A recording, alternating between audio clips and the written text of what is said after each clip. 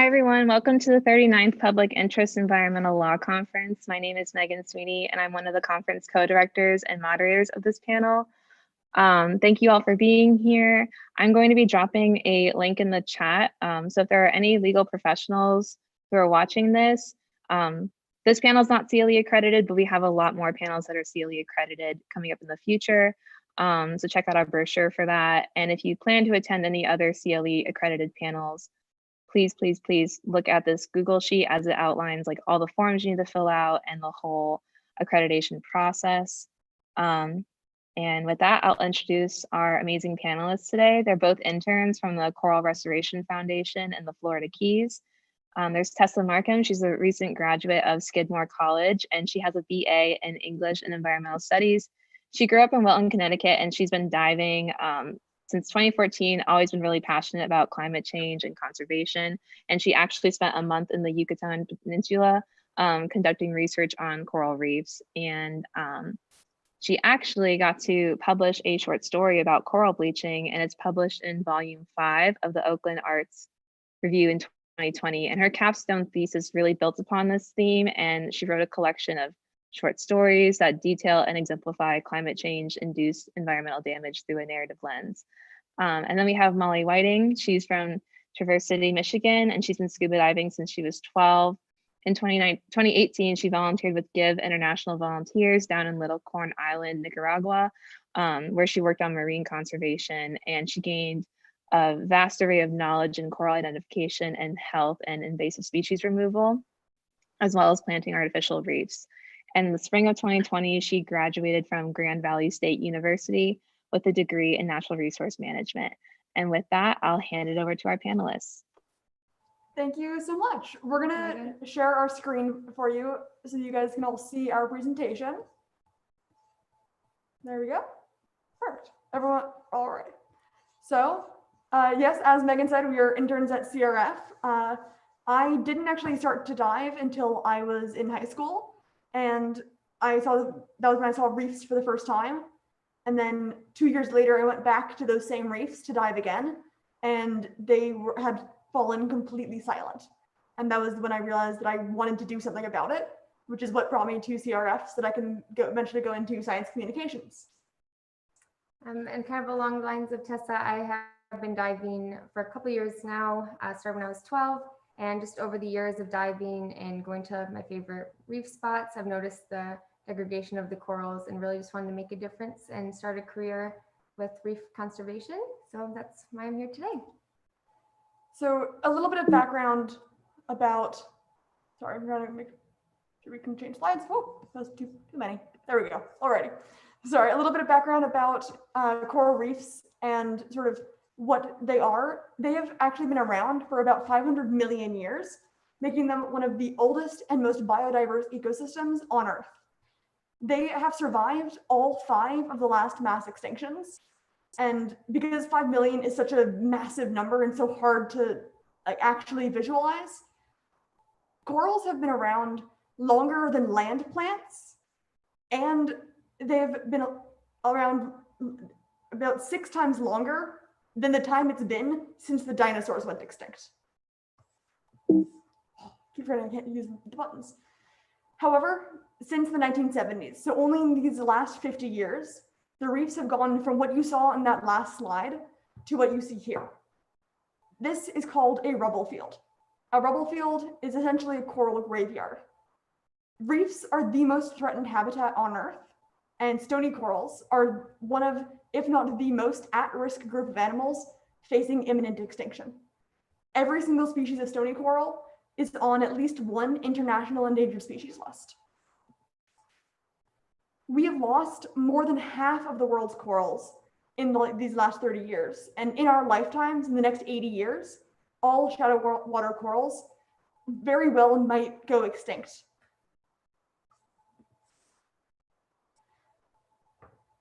Because they've been around for so long, reefs provide a lot of vital ecosystem services, so services to humans. At least 500 million people rely on coral reefs for food, coastal protection, their livelihoods, be that fishing or tourism. They also have an economic value of about $10 trillion globally, which is about half of the US debt. The degradation that you see in the news on the Great Barrier Reef started happening in the 70s in the Florida Keys. And that means that we know what's coming for the rest of the reefs because we've already seen it happen here. So now we're going to move on to why care? Why do we care about coral reefs? Why don't we let nature just take its course? And if it is taking its course, is that what's supposed to be happening? Especially because you're in Oregon. Oregon has no coral reefs. Why should you care about them? So coral reefs only take up about 0.2% of the ocean floor. However, they are one of the most biodiverse ecosystems in the world. They support about 25% of marine life. So in terms of numbers, they're very important as far as the ecosystem goes. A quarter of life is just about 1 million species. All right, so now we kind of have a compare and contrast image for you guys. Usually if you were here with us, we would let you kind of chime in and see what you see the differences between a healthy coral reef and a degraded coral reef. But for this today, we're just going to touch on some of the key points. So you see in the healthy coral reef image, you have a thriving reef. There's lots of coral covering the rock. We have fish, dolphins, a happy diver. You see a fishing boat that has a long fishing line telling us that there's lots of supply of fish there. They're having a good day. A sailboat is nicely on a calm water. The waves are breaking over top of the reef, which means that the shoreline is nice and protected. There's mangrove habitat there to block any of the waves coming into the shore. So there isn't any of that huge swells that starts to erode the beach. Then we come down to the degraded coral reef image and we see that there are hardly any reef corals left, or excuse me, any corals left on the reef. The fishing has gone down. There's only one dolphin left. He's by himself. There's no diver anymore because there's hardly anything to see on the reef. The waves now are breaking after the coral, which means that the sailboat is in for a bumpy ride and the fisherman is not having a good day. His fishing net has grown smaller. And we also see that the mangroves are no longer protecting that coast because the heavy waves are just making them unable to grow there. We see even on shore that there is destruction to the housing and hotels stuff. So there's a huge difference. This really helps us see just exactly what or how coral reefs can protect our coastline. Moving on, this picture here is the Florida Reef Track. It is the third largest barrier reef in the world.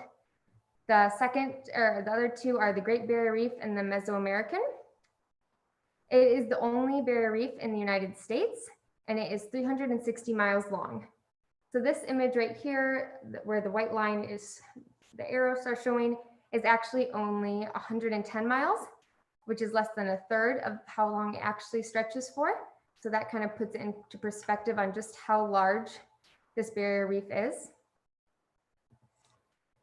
And the Florida Reef Track is, because the Florida Keys are protected by the Florida Reef Track, it provides many different ecosystem benefits such as coastline protection, habitat for marine species, and of course, tourism. Just a little bit of information on the Florida Reef Track. In the last 40 years, the Florida Reef Track has lost 97 of the once dominant reef building stony corals, such as elkhorn and staghorn. And that's actually what we work with predominantly here at the Coral Restoration Foundation. And overall, the Florida Reef Tract has actually lost more than 98% of all of its coral cover. So needless to say, our work is kind of cut out for us here at the Coral Restoration Foundation. We have developed methods and interventions such as the coral trees that you see in this photo that are now used across the world for restoration efforts everywhere. All right, so now we're going to talk about a case study that we have through Carey's Fort. Carey's Fort is a local reef off of the coast of the Florida Keys. This image shows a nice kind of example. So Carey's Fort obviously is up north. Our Coral Restoration Foundation, where we are today, is a little bit south. It's about a 45-minute boat ride out from the shoreline of Key Largo. And we've thrown a lot of numbers at you, and numbers can be very hard to visualize. And so you can see in this image, the actual color of the ocean changes along that reef tract. And that is the projection that the reef is affording for the Keys. And so you can sort of actually see how important the track is. So this is Carey's Fort Reef in 1975. Some things we like to point out in this picture is how abundant the coral is. It stretches as far as the eye can see. You can see how clear the water is. This is actually our elkhorn coral, and it is so dense that it's actually about 5.5 feet tall. So you can see how shallow the surface is. That's how dominant it is on the reef. There's a bunch of different fish species hanging out in the coral, a lot of habitat for things like lobsters, juvenile fish. Visibility, like I said, is clear, very healthy all around reef. And then we move on to 1985. So the difference from the previous slide, a little bit more algae growth we see here, fewer fish. The 1980s were actually a bad year for the reefs, which we'll explain later on. But a lot of degradation and loss of habitat in this image here. Most notably, not only is there the addition of the green algae you can see, especially on the right side, but you've also lost that height and that sort of topography of the reef. And that topography is absolutely vital because that is the habitat for so many of these species. This is 2004. And 2014.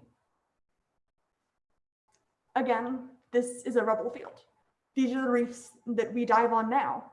And this is what the Great Barrier Reef will become if we don't do something about it.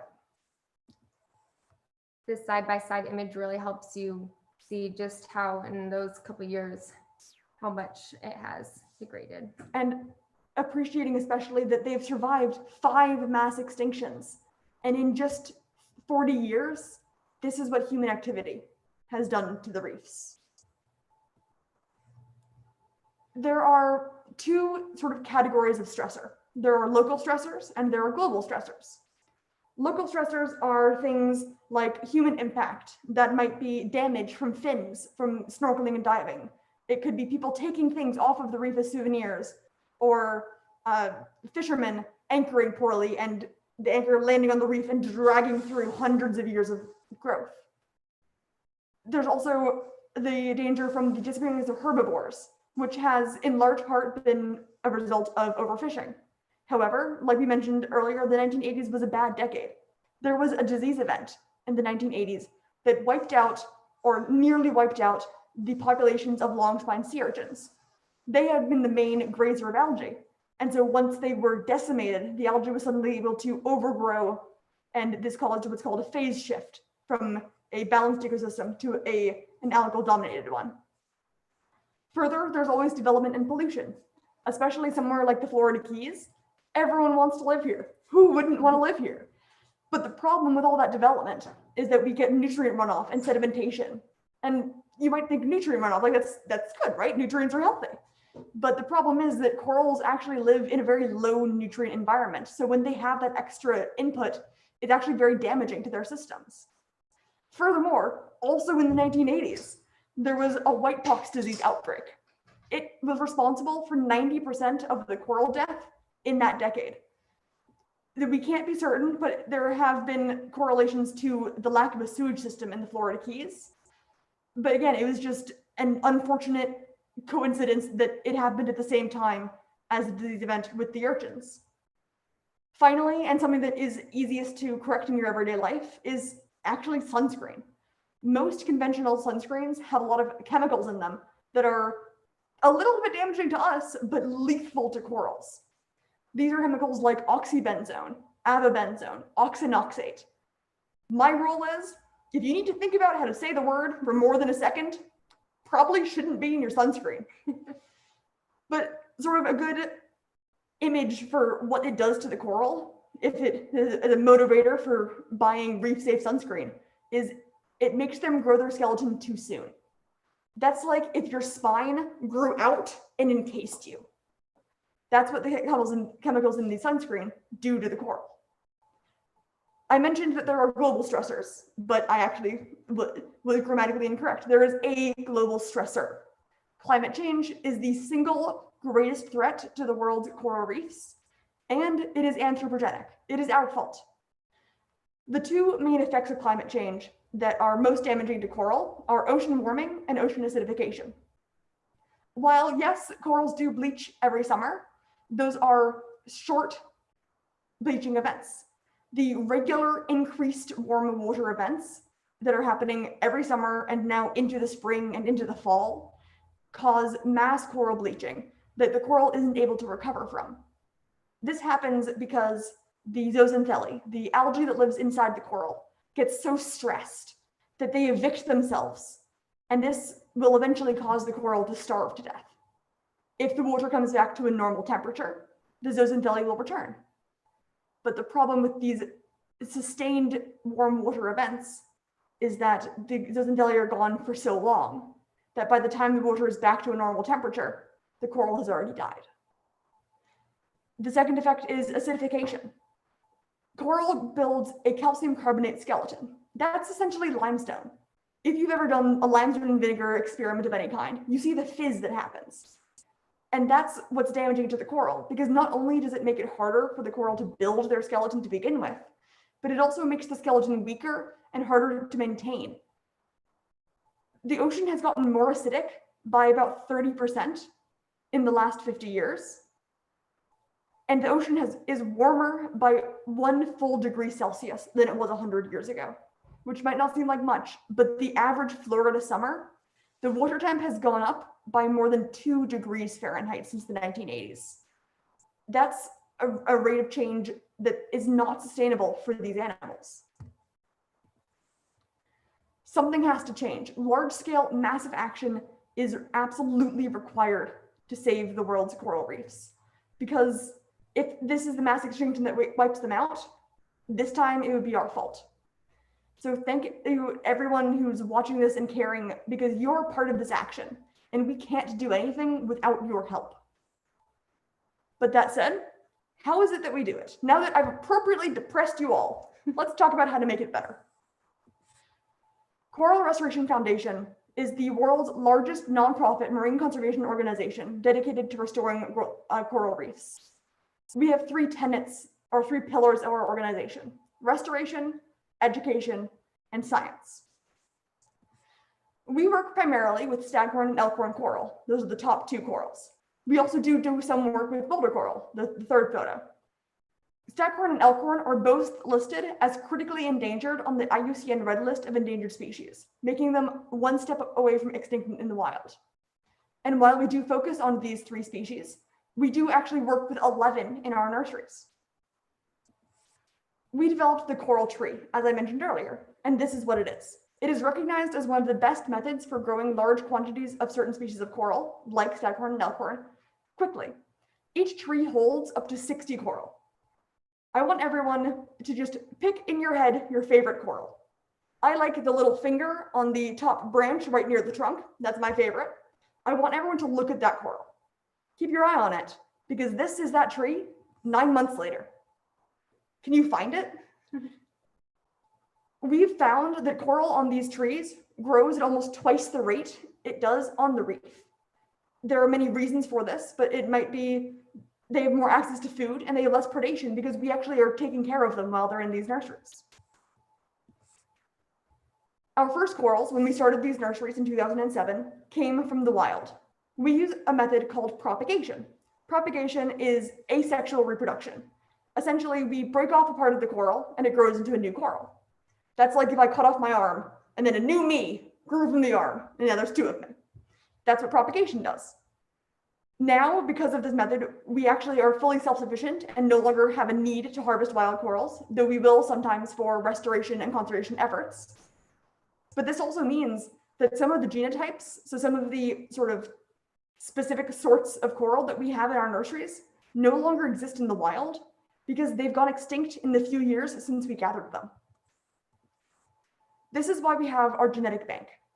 This is designed to preserve genetic diversity, something absolutely crucial to any ecosystem. Because if we don't have that diversity, then the reefs don't have any resilience. Their chances of long-term survival diminish. Everyone has heard of the Irish potato famine. And that was because all of the potatoes were genetically identical. To prevent that from happening to our reefs, we have to maintain this diversity. The genotypes that we have 322 genotypes that we work with. And genotypes are genetic differences. It's sort of like a phenotype. A phenotype is a visual difference, hair color, eye color. In the corals, it might be their branches are stubbier or their color is darker. But the genotypes are ones that we can't see. It's things like allergies, eyesight. In the corals, some of them might have a harder skeleton. Some of them might be resistant to bleaching or disease. But we have to maintain all of them because without having that diversity, the reef system won't be able to survive, even if we do every effort that we can. But it's not just one coral tree, and it's not just a dozen trees. It's an entire coral nursery. This is our Tavernier Coral Nursery. It is the biggest coral tree nursery in the entire world and holds more than 500 coral trees, and we're expanding it every day. It covers over 1.5 acres of seafloor, which is just about a football field. And this nursery alone can grow more than 30,000 corals to reef ready in a single year. We operate 7 of these nurseries, and together our nurseries contain more than 45 or 50,000 coral. The top map you can see is a map of our restoration sites. These are sites that we outplant on. Once corals are deemed reef ready, we harvest them, group them by genotype, and put them in crates like you see in this photo. We then take these crates via boat to the restoration site. I know, it's very high tech. We can outplant up to 1,000 coral in a single day. And it works. This is what our science program does. Our science program monitors our outplants. This is a photomosaic. This is an objective, quantitative way that we can track the growth of our corals and what may or may not be affecting them. In 2017, we found that after a year, we have a survivorship of nearly 80% across all of our sites and species, which is incredible. The science department also often will collaborate with other research partners. For instance, in 2016, we had published a study with a NOAA scientist that showed that where we had done restoration, the trajectory of populations increased, and where we did not, it decreased. Which might sound a little obvious, I know, but that means that we actually stabilized the reef system, because that's not tracking straight growth of coral, it's tracking growth trends. And that means that our work actually is working. This is a healthy staghorn thicket. This is what we want from our reefs, because it means that the corals are regrowing and covering more of the reef. Spawning is sexual reproduction, which is another absolutely vital part of all of our restoration efforts. We have found that they spawn in as little as 2 years. And a couple of years ago, we had corals spawn in just 14 months. This means that they are thriving, because this spawning is what kickstarts the reef's natural recovery processes. And here's why we need to do this. Because growing the coral encourages coastal protection. It is habitat for pelagic species and nursery spawning grounds. It also helps to regulate carbon dioxide levels. And it supports tourism, the diving industry, fishing. It does all of this, and that's why we need to make sure that we protect it. All right, so remembers Carrie's fort from the beginning? The really depressing side by side. The depressing images from 1975 to 2014. Well, here is Carrie's fort. This is an elk horn that was cluster that was outplanted, and this is 1 year after being outplanted. And here's all its friends. The ecosystem level recovery is possible, is what this image is showing us. So far, we've had Since 2007, 130,000 corals have returned to the wild. On the left image is Carey's Fort in 2017, and here's Carey's Fort in 2019 on the right. This is how fast our corals can grow, and this is what we mean when we say restoration. Next, we have a short video that we'd like to show everyone, which actually demonstrates the work that we're doing and lets you get a little bit of a glimpse into how it is that we do this.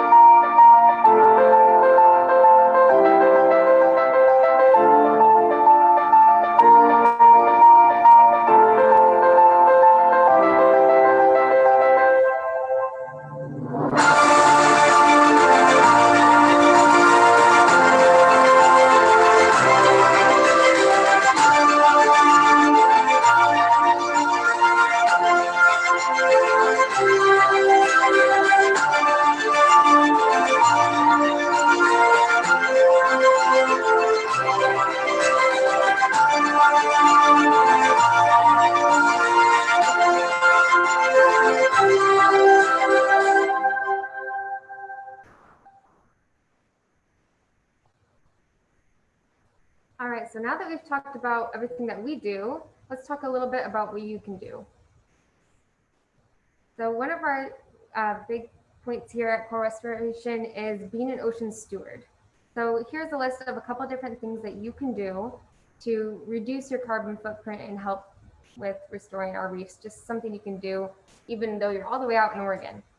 So I'm just going to pick two of these little things and talk about ones that I've specifically been working on.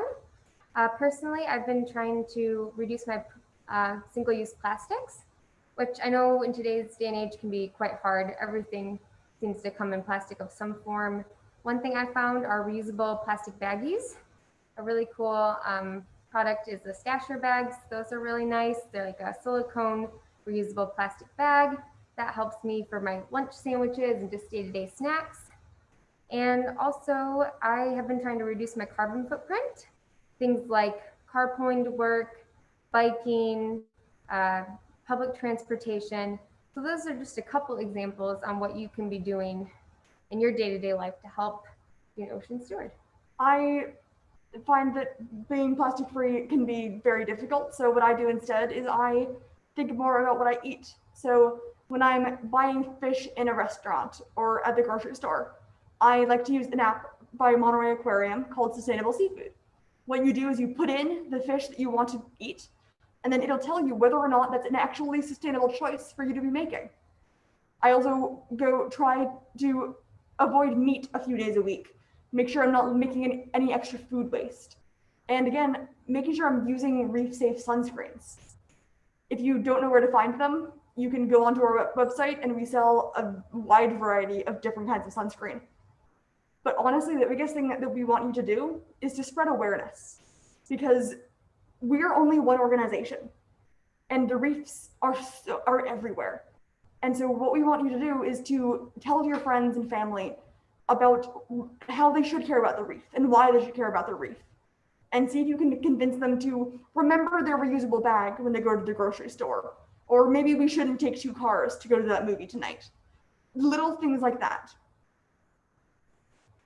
So we realized that everything on that list isn't really possible to accomplish all those different things. So we're asking you to choose something that's important to you, find a cause that speaks to you, and just know that all ecosystems are connected and every positive action matters.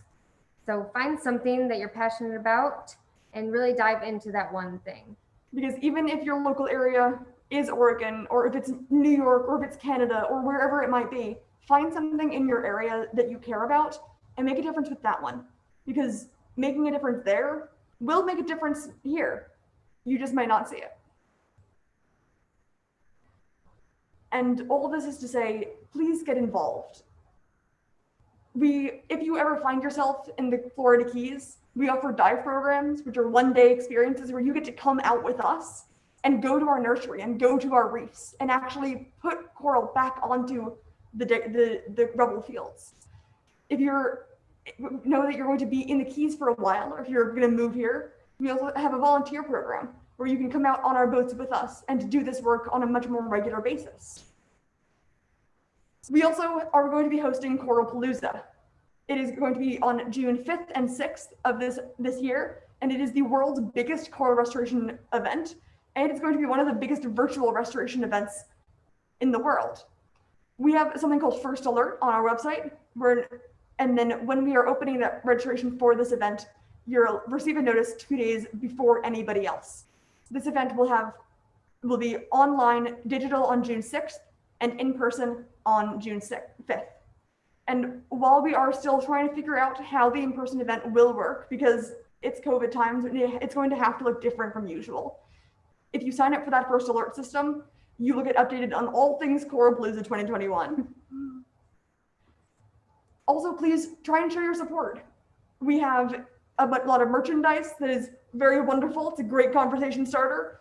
And we also appreciate any donation that you can give us. You can go on our website, and every single penny that you donate to us, I promise will go into coral restoration.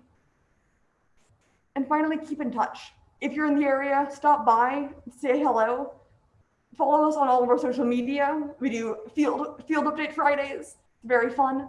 And also we have a newsletter called the Coral Chronicles. We won't spam you, I promise. It's once a month, but it comes straight from all of us. So you get to get more information about what's happening with the dive programs and restoration, what the science department is doing, what education has been going on. But thank you so much for listening and for caring. And I hope you learned something that you didn't know. And thank you for not falling asleep while we talked at you. Because without people like you who actually care about this, the work that we do won't change anything. Thank you. Are there any questions? Thank you, Tessa and Molly. That was really great. If y'all want to stop sharing your screens, we could start the Q&A. I already have a couple questions lined up. Yeah, everyone, please feel free to drop questions in the Q&A so we can answer them at this time. I see one question from Reza. He is asking, is there any way divers can help improve the condition of their local reefs while diving? So I'm thinking, you know, outside of diving with you all, like let's say I'm scuba diving off the coast of California or in, I don't know, Jupiter, Florida. What can I do on my own while scuba diving to better protect the coral reefs? The biggest thing is make sure you're wearing reef safe sunscreen, because it's really, really easy to forget to do that, but it's absolutely crucial. Also, just be aware of your buoyancy. Make sure you're not accidentally knocking into the reef, not kicking it. Make sure your buddy's not kicking it either. And just don't take souvenirs unless it's trash. Take trash off the reef, but don't take reef souvenirs. And make sure all your gear is in a nice area so that when you are looking at something, you don't have something dragging along the coral, something that comes in attached. Just make sure you're prepared for the. It's good diving practices. Yeah, good diving practices. Of course, right? You take only pictures and trash, leave only bubbles, right? That's what I was always taught. Yep. So I actually have a question because we are on a few minute delay, so I don't think people are aware of the Q&A yet, but they will be soon. So I have a couple of questions lined up.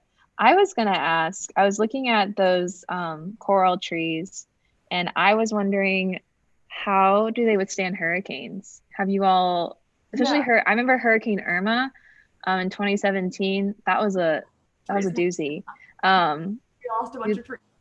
So yeah, for hurricanes, what we also we always make sure that we have more than one tree with the same genotype, so that if we lose one in a hurricane, we don't lose that entire genotype as well. But also they are very well secured to the bottom using something called a duckbill, which essentially is a metal rod that goes into the ground, and then when you want to secure it, it flips from vertical to horizontal and anchors itself. And then we have floats on the top that suspend them. But they actually have a lot of motion, so they're actually able to sort of move with the swells and move with the current without getting snapped off. But in Irma, we did lose a bunch of trees, and I think we lost one tree in the one of the hurricanes last in the fall. But they're pretty resilient. That is the theme of this year, is resiliency, so that's kind of funny. And you talked about one of the ways to better help coral reefs is by supporting coral-friendly legislation. Do you know of any legislation that's like on the floor right now that could better serve the coral reefs off the top of your head, or like climate change in general? I don't know anything off the top of my head, but it's mostly just making sure that whoever you vote for cares about the issues that you want them to care about. And if you have the mental energy, maybe going to your legislator and asking them to care about. Okay, I'm getting a question in the chat right now. Can you provide more description of the ranking of threats of coral reefs based on which are most harmful? Of course, obviously climate change is very harmful, but how would you rank the other threats? Like you mentioned, right, like non-friendly ecotourism, stuff like that. What would your ranking be? The sort of 4 local stressors that we sort of grouped together were directed human damage, pollution and development, loss of herbivores, and chemicals and sunscreen. I would say it's quite hard to actually rank them because they do affect the reef in such different ways. But I would say that development and pollution is very high on that list. And in a way that you might not expect, sunscreen also I would put very high on that list. The direct human impact, like fins and that kind of thing, would go lower on the list just because it's a smaller area of impact. But chemicals and pollution, those are massive. And I think herbivores would probably come in a second after those. But again, they affect the reef in such different ways that any one of them could feasibly do the same amount of damage as another. And I also remember you said that the Coral Restoration Foundation has 3 pillars. If you had to pick a pillar, which do you think is the most important and why? And if you want to like briefly go over those 3 pillars again to jog our memory. So the 3 pillars are restoration, education, and science. I don't think that this organization could exist without any one of them. I would say definitely education is a big one. You know, although we are local to the Florida Keys, we're reaching out today to, you know, people all around the world, to educating them. And, you know, people might not know exactly what's going on in our reefs down here. So being able to push that education and make people more aware of what's going on is definitely huge for our organization. I would agree with that. And what does your education audience look like? Do you go to local schools, or is it mostly conferences like this one? Like what do your outreach initiatives look like? In non-COVID times, we go to schools, we go to universities, we'll do kids events. But during COVID, it's been a lot of Zoom presentations. But that means we've also reached a wider audience because we're not only reaching people in Florida. And there are outreach events every now and then. Obviously, things have been changing with COVID. But things like Coralpalooza, we're still doing that even though it's COVID. And that is quite possibly our biggest outreach event of the year. We plant thousands of coral during Coralpalooza, and we reach hopefully hundreds of people. I believe we reached nearly 800 people last year with Coralpalooza, and always aiming to beat the previous record.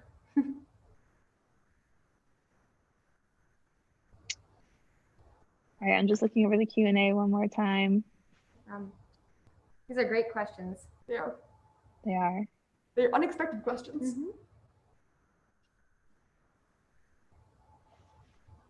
Are there any, besides corals, like within the whole coral reef ecosystem, are there any other keystone species that we need to be aware about when it comes to protecting coral reefs? Like when I think, my head goes straight to, the sea urchins, like you said, because they eat algae, or parrotfish, because they also eat algae.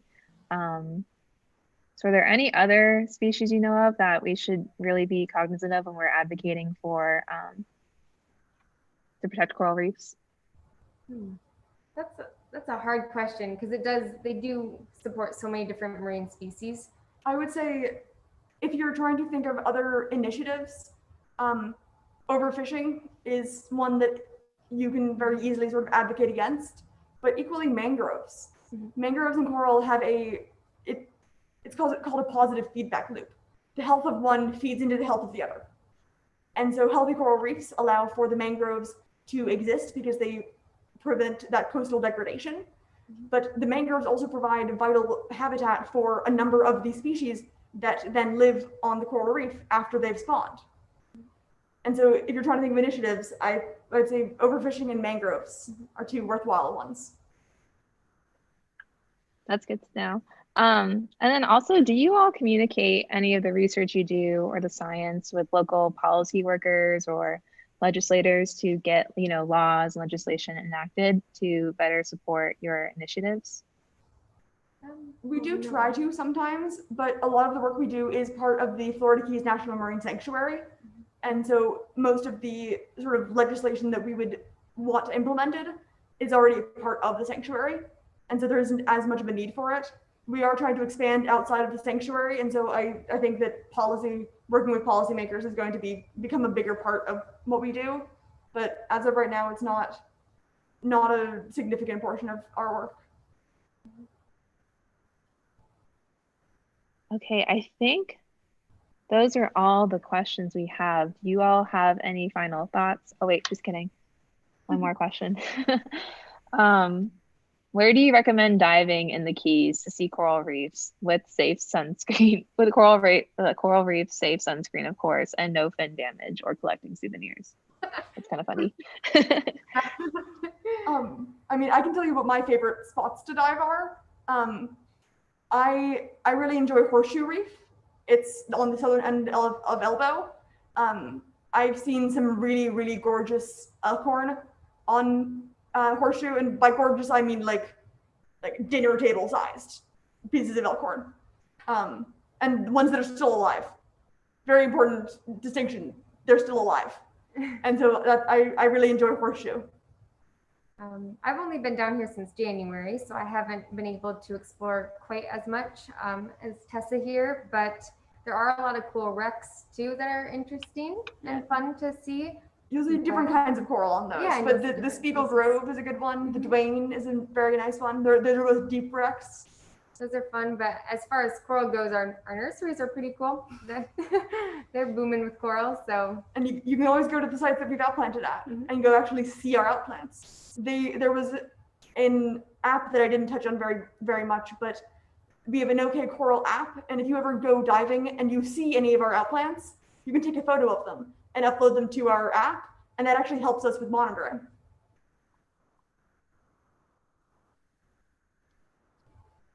That's awesome.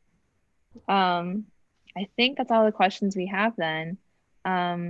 do you have any final thoughts, parting words before we log off?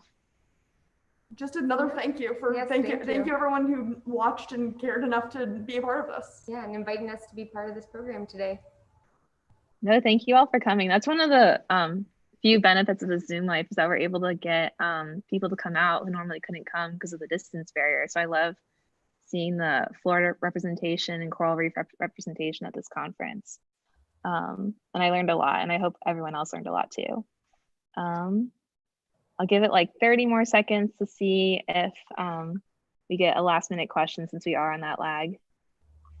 Doesn't look like it.